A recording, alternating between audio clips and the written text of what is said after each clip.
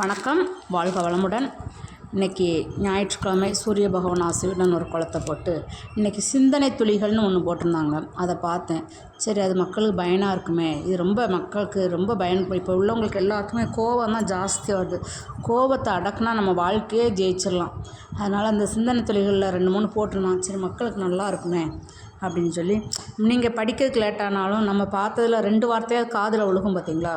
அதுக்காக தான் உங்களுக்கு இந்த பாட்டு. கோபம் உங்கள் நாவை வழிநடத்த விடாதீர்கள்னு சொல்லுதாங்க. ஏன்னா அந்த நிமிடத்தில் வெப்பத்தை கூட நம்ம கடந்து போகலாம். ஆனால் கடுமையான வார்த்தைகள் உண்டாக்கும் வலி நீண்ட நாட்கள் நீடிக்கும்னு சொல்கிறாங்க. அதனால் கடினமாக இருந்தாலும் அன்புடன் பேசுங்கள் அல்லது அமைதியாக இருங்கள் அப்படின்னு சொல்லுவாங்க. எதையும் தாங்கும் இதயம் இருந்தால் இறுதி வரைக்கும் அமைதி இருக்கும்னு சொல்லுவாங்கங்க. எதையும் தாங்கும் இதயம் இருந்தால் இறுதி வரைக்கும் அமைதி இருக்கும்னு சொல்லுவாங்க. கற்றவன் கற்றதை வைத்தே காண்கிறான், ஆனால் கல்லாதவன் காண்பதெல்லாம் கற்கிறான்னு சொல்லுவாங்க. நீ எப்போதும் அடுத்தவர்களின் சந்தர்ப்பங்களை பயன்படுத்தி கொள்ளாதே, உன்னுடைய வாய்ப்புகளை மட்டும் பயன்படுத்திக்கொள். சிக்கலான முடிச்சுகள் போலதான் வாழ்க்கையும் சில சமயம் எளிதாகவும் சில சமயம் கடினமாகவும் இருக்கும். நிரூபிக்கும் வரை நிலை வராத வரை அன்பை விட ஆக சிறந்த போதை வேறு எதுவுமே கிடையாதுங்க. அவர்கள் என்ன சொல்வார்கள், இவர்கள் என்ன நினைப்பார்கள், இதெல்லாம் யோசிக்கிறாயா என்ன? அவர்களுக்கும் இவர்களுக்கும் நீ கதாநாயகனும் அல்ல, வில்லனும் அல்ல. இன்றைய பேசு பொருள் மட்டும்தான். அவர்கள் அஞ்சும் மௌனத்திற்கு அமைதிக்கும் அர்ப்பணிக்கப்படும் பலிகடா, அவ்வளவே. கற்றவன் கற்றதை வைத்தே காண்கிறான், கல்லாதவன் காண்பதெல்லாம் கற்கிறான் தாங்க. வாழ்க்கையில் எல்லோருக்கும் நிறைவாக இருக்கிறது என்று நீ எண்ணி விடாதே. ஒருவரிடம் வீடு இருக்கும், ஆனால் நிம்மதியான தூக்கம் இருக்காது. ஒருவருக்கு அழகான மனைவி இருப்பாள், ஆனால் அவ்வளோ பெரும் சண்டைக்காரியாக இருப்பாள். ஒருவருக்கு வீடு நிறைய பிள்ளைங்கள் இருக்கும், ஆனால் வருமானம் பற்றாக்குறையாக இருக்கும். ஒருவருக்கு பிள்ளை இருக்காது, ஆனால் வசதி வீடு நிரம்ப இருக்கும்.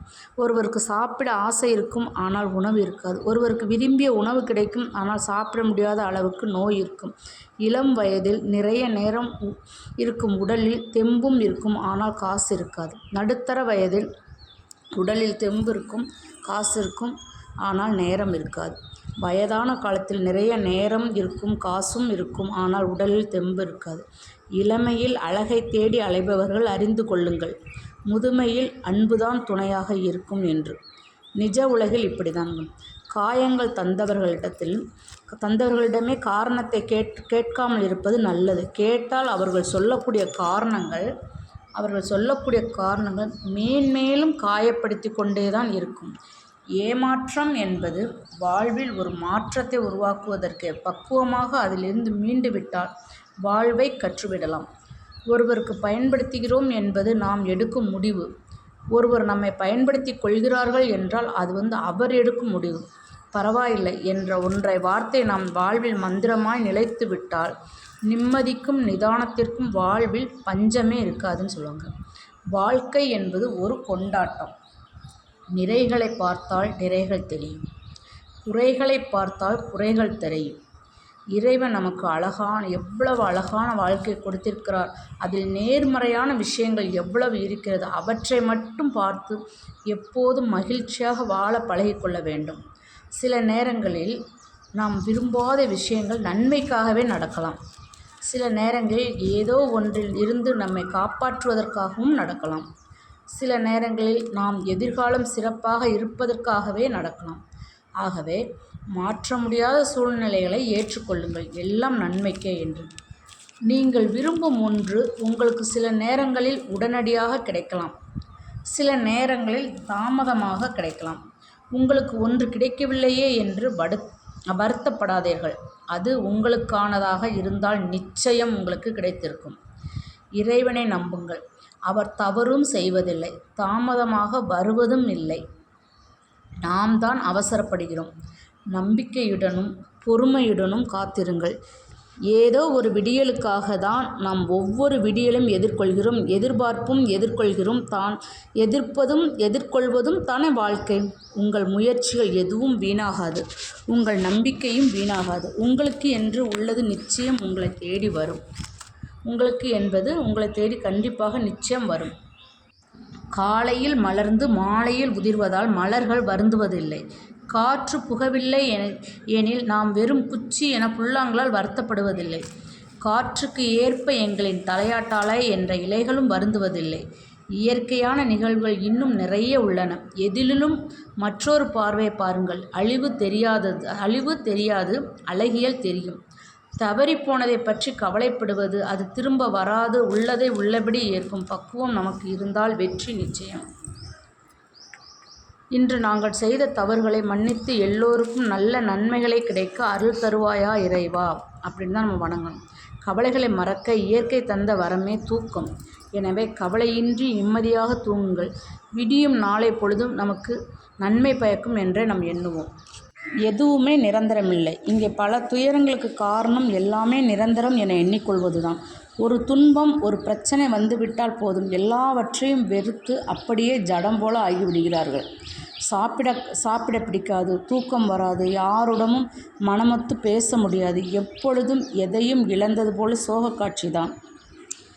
இங்கே நாம் அனுபவிக்கும் மகிழ்ச்சி, துக்கங்கள் எப்படி நிரந்தரமில்லையோ அதுபோல நிலையற்ற இந்த உலகில் நிலையானது நிரந்தரமற்றது தன்மையே. இன்று 1000 ரூபாய் தொலைந்து விட்டால் எல்லாம் முடிந்ததா என நாளை பேசக்கூடிய புதிய வருமானங்கள் வந்து சேரலாம். புதிய வாய்ப்புகள், எதிர்பாராத சொத்துகள் இங்கே வந்து சேரலாம். இங்கே எல்லாம் எதிர்பார்ப்பு தான். எதிர்பார்த்ததில்தான் நம்பிக்கையோடு காலம் நகர்கிறது. இந்த நிமிடத்திற்கு அடுத்த நிமிடத்திற்கும் இடையே எது வேண்டுமானாலும் நடந்தேறி விடலாம். ஒரு எதிர்பார்ப்போடு இருப்பதோடு ஆனந்தமாக, உற்சாகமாக அடுத்து என்ன என்று உந்துதலோடு நாம் அன்றாட கடமைகளை ஒவ்வொரு சஸ்பென்ஸ் நாவல் படிப்பது போல அட்டகாசமாக வாழ்க்கையை நடத்தி கொண்டிருக்க வேண்டுமென்றால் கவலைப்பட்டு இருக்கக்கூடாது. எதற்காக? குறுகிய காலம் வாழ்க்கையில் எப்பவும் ஒரு சோக வயலில் இசைத்து கொண்டு கவலைப்பட்டு கொண்டு கண்ணீர் விட்டு கொண்டு வாழக்கூடாது.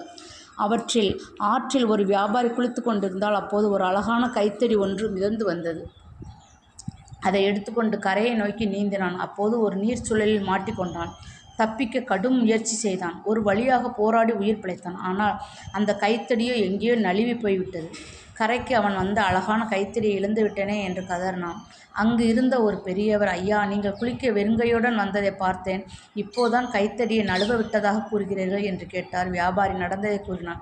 பெரியவர் சொன்னார், ஐயா, உங்களை பார்த்தால் எனக்கு சிரிப்பு வருகிறது. ஆற்றில் கைத்தடி மிதந்து வந்தது, இப்போது அது மிதந்து கொண்டு போகிறது. அப்படி இருக்கையில் அது உங்கள் கைத்தடி என்று எப்படி நீங்கள் கூறுவீர்கள்? அந்த கைத்தடியை 2 நிமிடங்கள் தங்கள் கையில் வைத்திருந்தால் அது உங்களுடையது என்று சொந்தம் கொண்டாட உரிமை பெற்றுவிட்டீர்களா? வாழ்க்கையில் எதுவுமே நிச்சயமில்லை. பிறக்கும் போதும் யாரும் எதையும் கொண்டு வருவதில்லை, இறக்கும் போதும் எதையும் கொண்டு போவதில்லை. அதனால் வாழ்வில் நம்ம பலவற்றை உரிமை கொண்டாடுகிறோம் என்பது நமது துன்பங்களுக்கு எல்லாம் காரணம் அதுதான். யாருக்கும் தொந்தரவில்லாத வாழ்க்கையை வாழ முயற்சிக்கலாம். ஆனால் மற்றவங்களோட பாயிண்ட்ஸ் ஆஃப் லீவில் போய் நாம் பெர்ஃபெக்டாக தெரியணும்னு அவசியமும்